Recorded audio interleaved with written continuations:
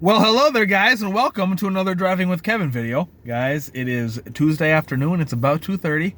I just got off work. As you can see, I got my Frito-Lay hat on and my Frito-Lay shirt. And it's about 42 degrees. It's cloudy. It's windy.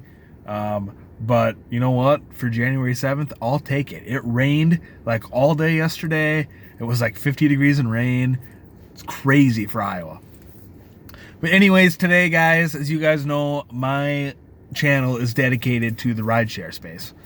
But I want to expand that a little bit, guys. I kind of want to reach out of my comfort zone, and I want to talk about the gig economy space in general. Okay?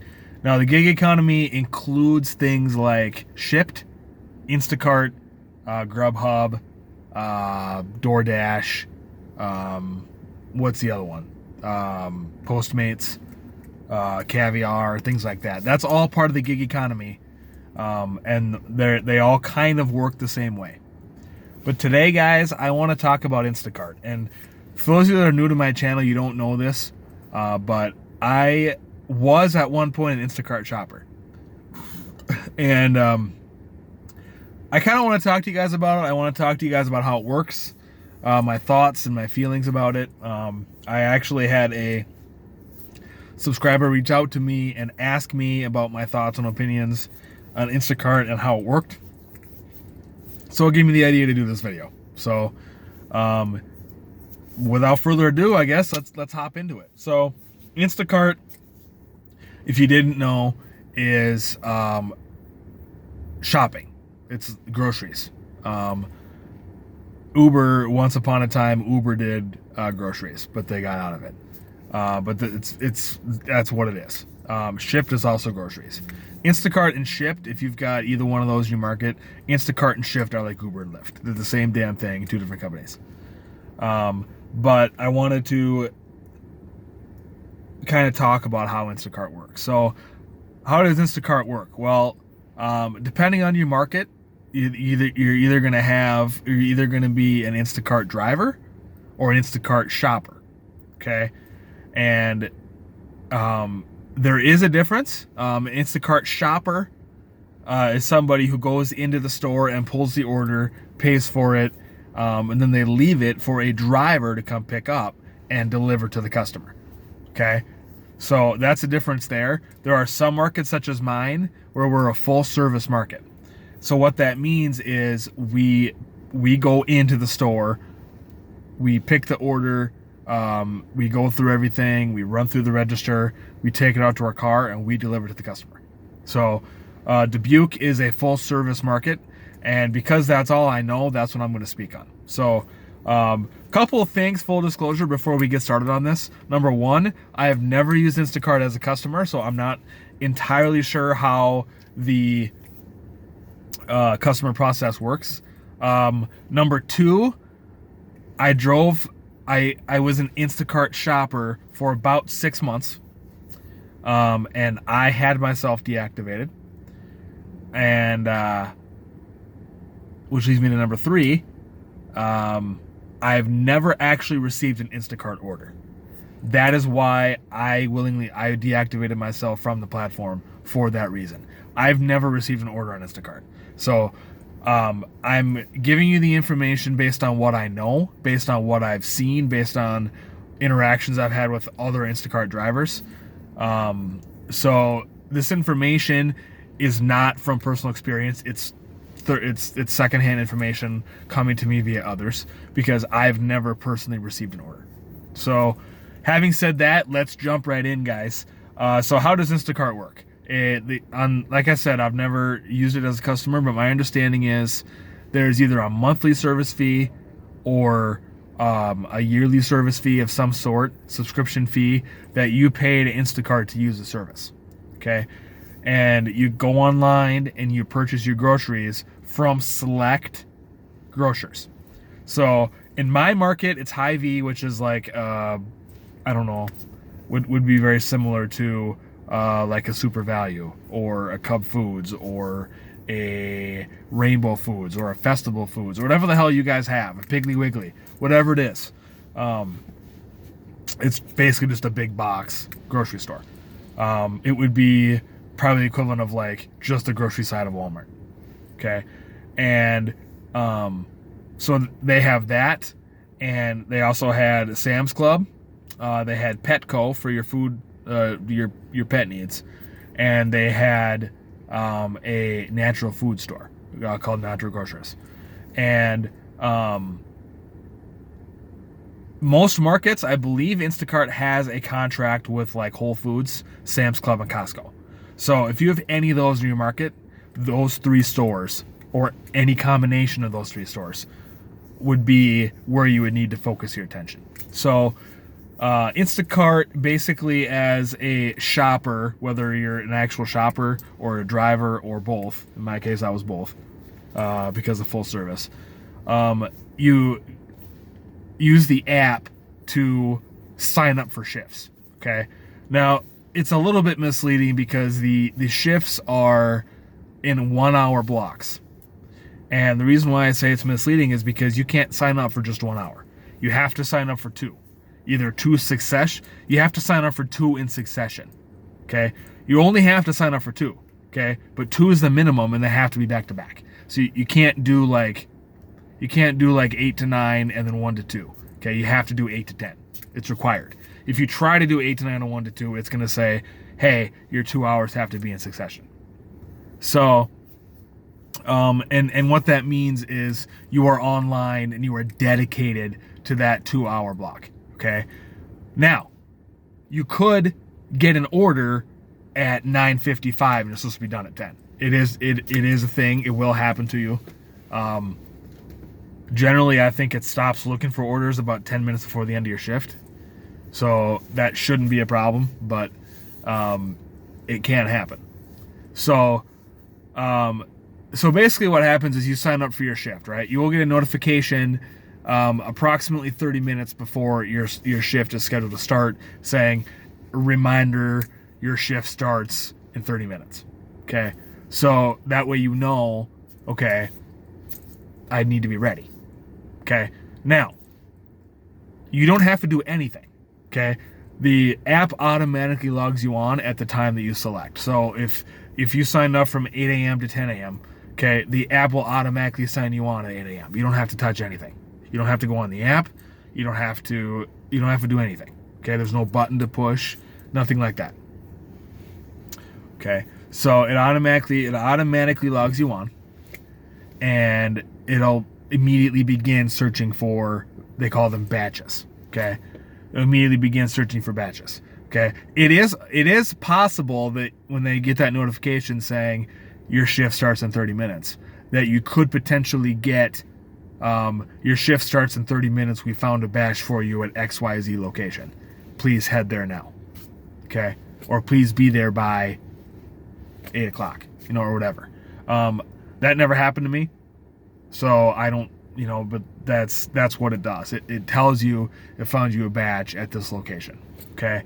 The easiest thing to do as whether you're a shopper, a driver, or both, is to be at or near one of those locations that offers the service. That's the easiest way to get a batch, is to be sitting by those stores. So, you will receive from Instacart, you will receive a card. Okay, you will receive a prepaid card. I'm trying to see if I have one readily available. Yes, I do. It looks like this. Okay. Instacart, MasterCard. All it says on here is Instacart. It says Instacart and it's got a number on it. Okay. This is the card that you use to purchase the groceries. Okay. And my understanding is it works just like a credit card. You get everything you need. You in the app, it will tell you what the customer wants, and it's going to tell you what the customer wants, and it's going to tell you what section store to find it. It gives you the exact brand name that they picked.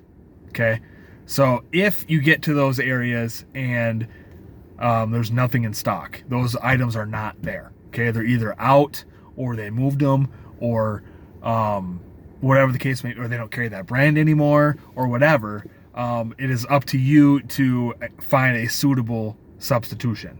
it will give you suggestions for products in the event that they're out. Okay. But also, as an Instacart shopper, you're expected to find an employee and find out if they're actually truly out.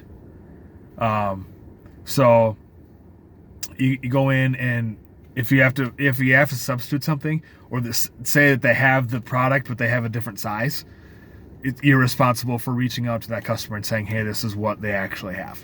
So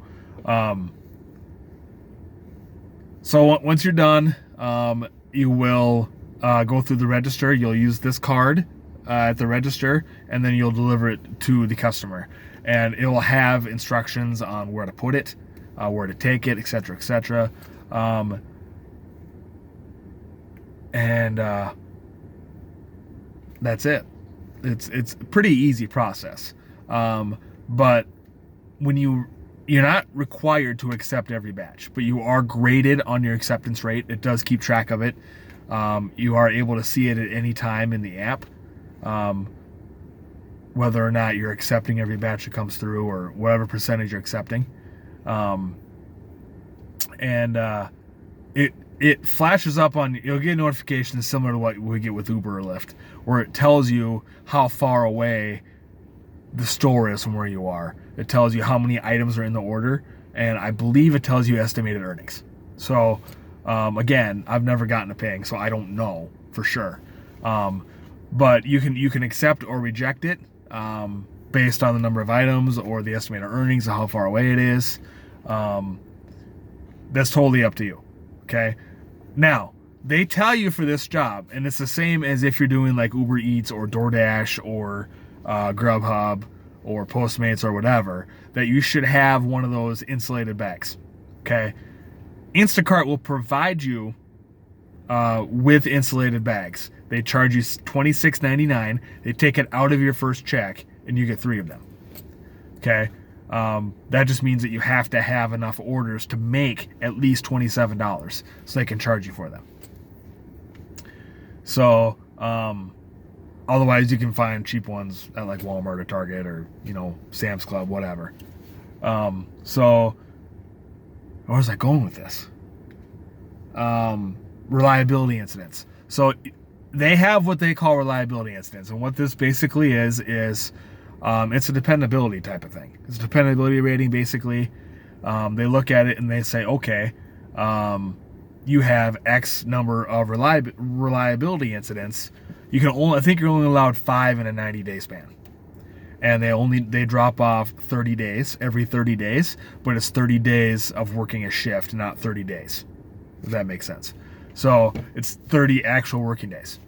And how you get reliability incidents is you cancel too many orders, or you sign off a shift before you're eligible to sign off, like you end a shift early.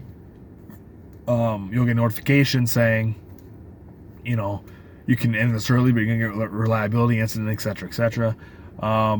Or you cancel your hours too close to your hours. So once you sign up for a shift, if you want to cancel your hours, you have to do so more than 8 hours before your shift is supposed to start. If you do it before then, you're going to get reliability incident. Okay. What do reliability incidents do? I don't think they do much. To be completely honest, if you get too many of them, they suspend your early access, which basically means early access means that you can see the hours available for the next week before anybody else. And hours become available every Sunday. And a lot of Instacart drivers, they plan their day around when those hours become available so they can plan out their entire week. Okay. In big markets, hours are gone right away. So if you're not on Sunday when they become available, I don't remember what time it is, you will not get hours if you're in a really busy market. If you're in a slow market like Dubuque, I could sign up for hours the same day.